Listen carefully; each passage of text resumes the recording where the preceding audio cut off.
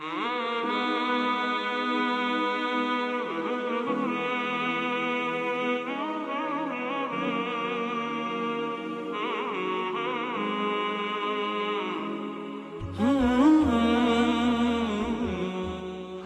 للہ رب العالمین والصلاة والسلام علی رسولہ الکریم وعلی آلہ واصحابہ اجمعین۔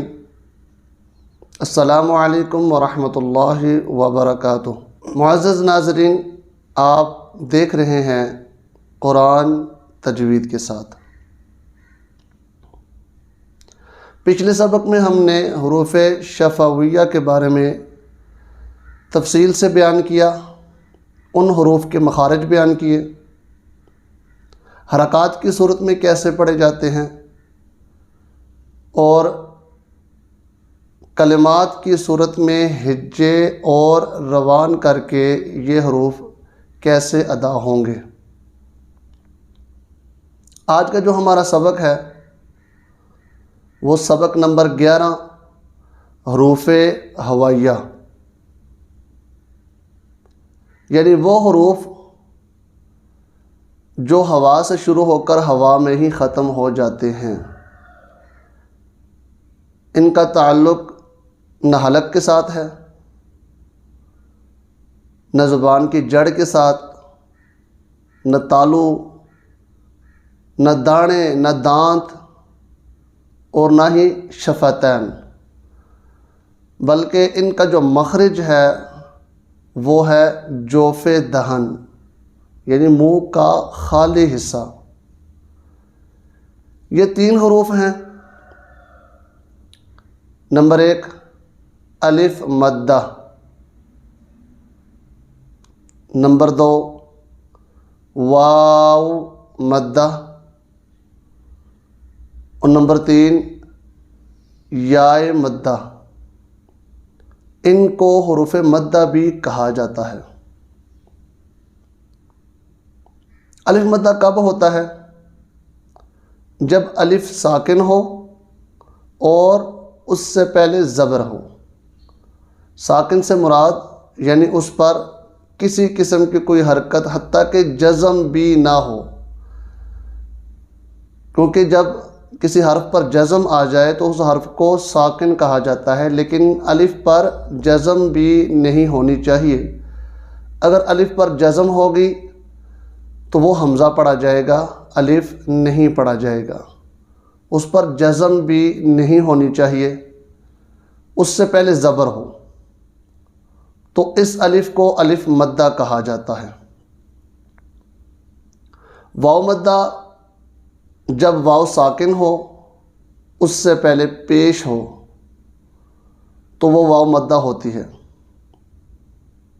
اور یائے مدہ جب یا ساکن ہو، اس سے پہلے زیر ہو، تو وہ یائے مدہ ہوتی ہے۔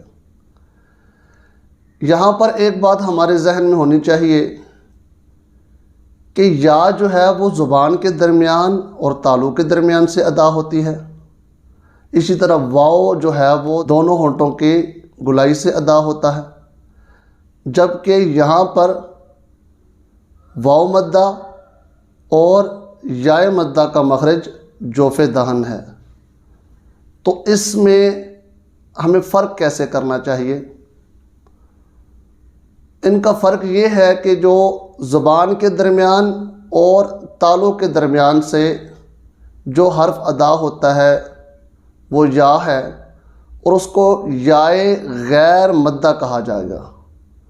اسی طرح جو واو ہونٹوں کی گولائی سے ادا ہوتا ہے، اس واو کو واو غیر مدہ کہا جائے گا، جبکہ جو جوف دہن سے واو اور یا ادا ہوتے ہیں ان کو حروف مدہ یا حروف ہوائیہ کہا جائے گا۔ اب حروف مدہ کو ادا کرتے ہیں۔ با، الف زبر با، با، واو پیش بو،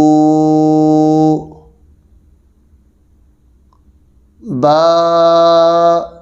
یا زیر بی۔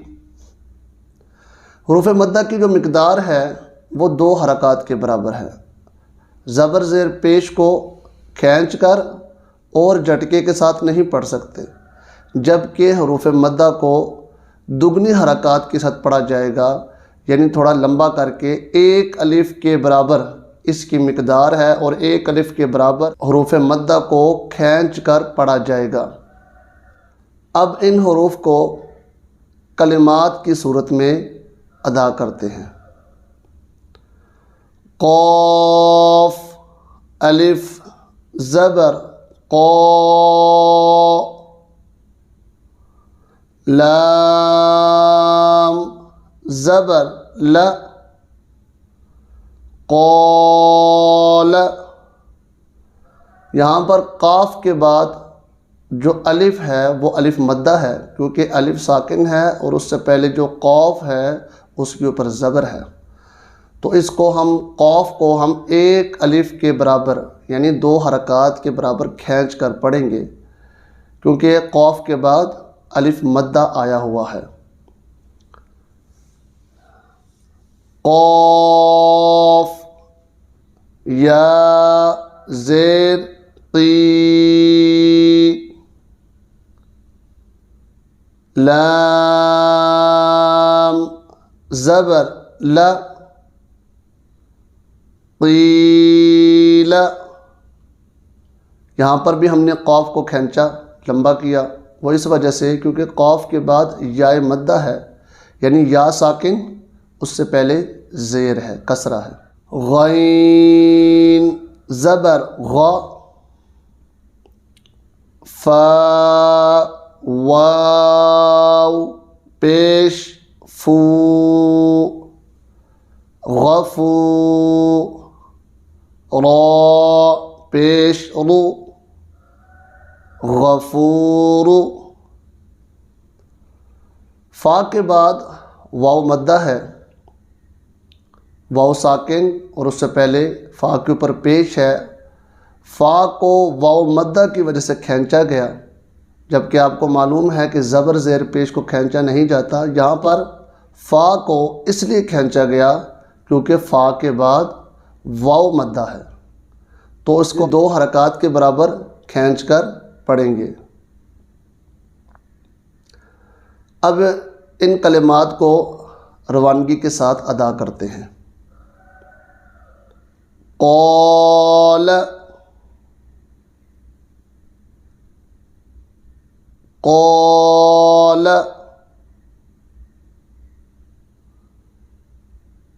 قیل قیل، غفور غفور۔ امید ہے آج کا سبق سمجھ آ گیا ہوگا۔ اللہ تبارک و تعالی ہمارے اس عمل کو ہمارے لیے نجات کا ذریعہ بنائے۔